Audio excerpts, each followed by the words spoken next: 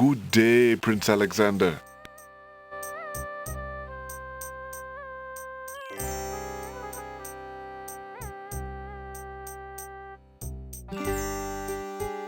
Would you mind if I traded this in? Of course, Prince Alex. Please choose something in exchange for the items on the counter. Alexander looks closely at the items on the counter to make his selection. A battered tinder box is displayed on the counter. I believe I'll take the tinderbox. Very good, Prince Alex. Enjoy your tinderbox and bring it back anytime. Thank you.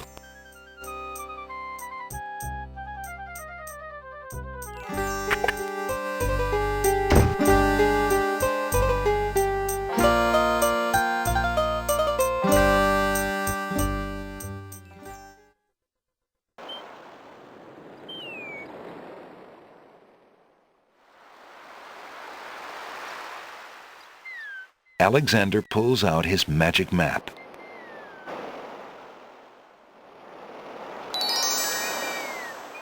Alexander feels a strange pulling sensation.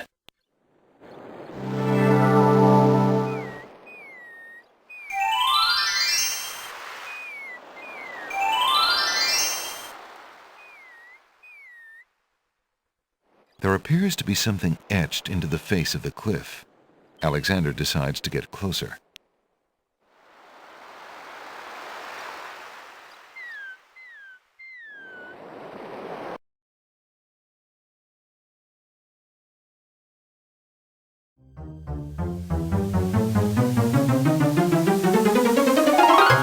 Alexander finds himself, finally, at the top of the cliffs. Exhausted, he steps over the lip of the plateau and stands.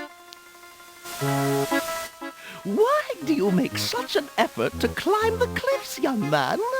The winged ones who live on this island have the power of flight.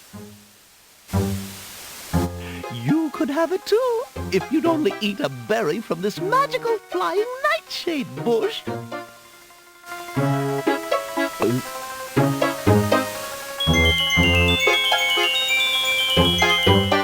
See?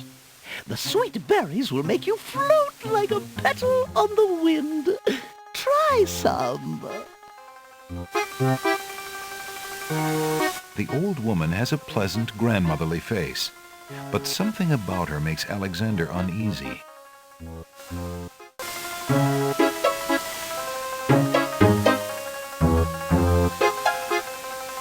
Young man, you offend me. I try to help you and you insist on being rude.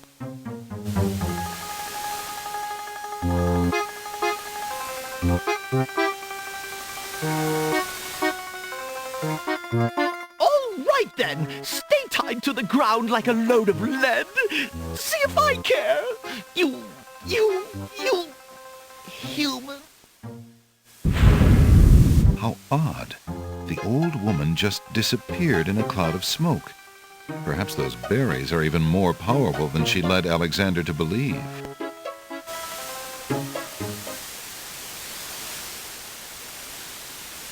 Alexander crawls through the small opening in the rock.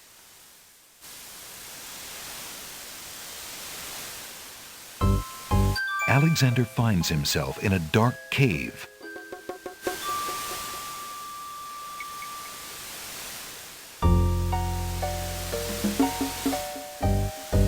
Alexander takes the candle from his tinderbox and uses the flint in the box to light it.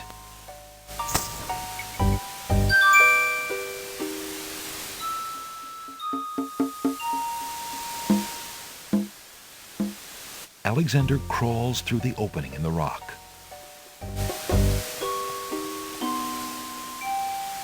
The lighting in this part of the cave is better.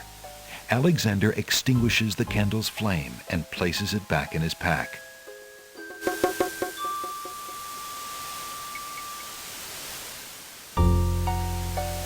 A plant grows on the grassy ledge.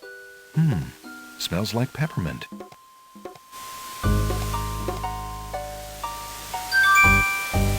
Alexander takes a few leaves from the plant.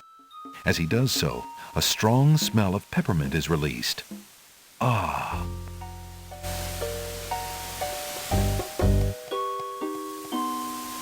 Alexander crawls back into the first room of the cave.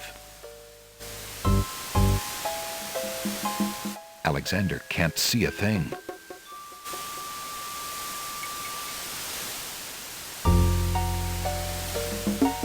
Alexander takes the candle from his tinderbox and uses the flint in the box to light it.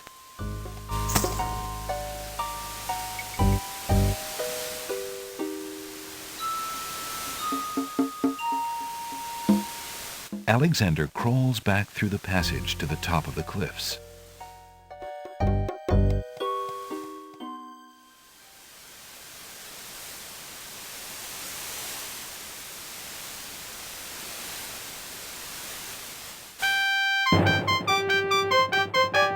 Look, an intruder! Hold! How did you get up here, human? I climbed the cliffs. That is not possible. No one has solved the cliffs of logic in several centuries, and if the cliffs were to be solved, it would certainly not be by a human. I didn't mean to trespass. I only wanted to visit this beautiful island. No visitors have been welcome on the Isle of the Sacred Mountain in years. Not since the Red and White Queens had spies in the guise of friendly visitors steal our island's sacred golden fleece. But we will not display such foolish trust again. You will have to answer to Lord Azure and Lady Aeriel. They will determine what will be done with you. I can assure you, it will not be pleasant.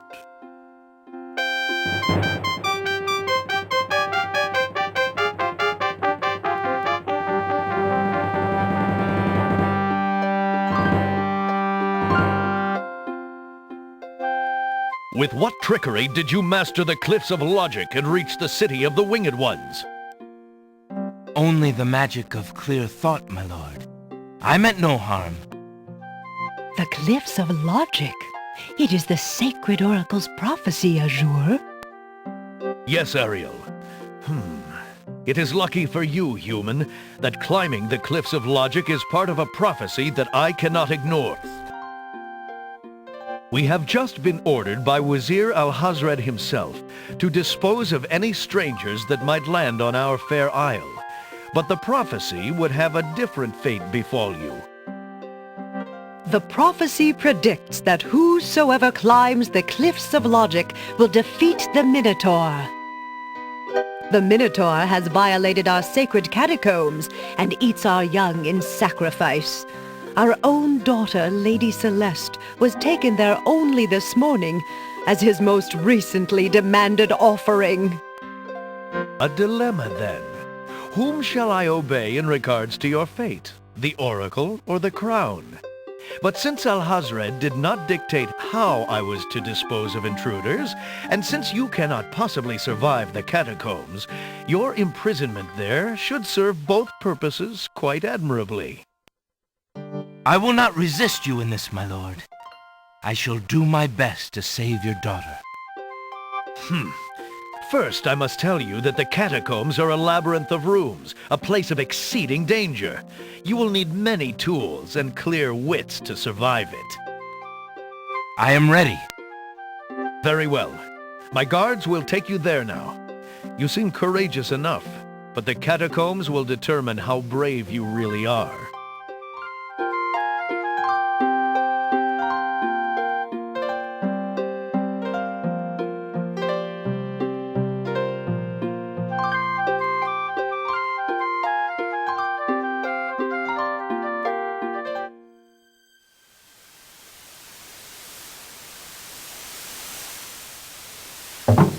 Why did you tell Lord Azure you were ready and willing to face the catacombs? No one is ever ready, and only a fool could be willing. And you are far wiser, I suppose, to leave a maiden to die? To not fight this plague on your own people? Bravery and suicide are two different things, human. You will have a chance to renounce your choice soon enough, when you lay trembling under the Minotaur's hooves. We shall see. Thanks for the escort. We only escort you to your death. May the fates make it quick so that you do not have to scream long.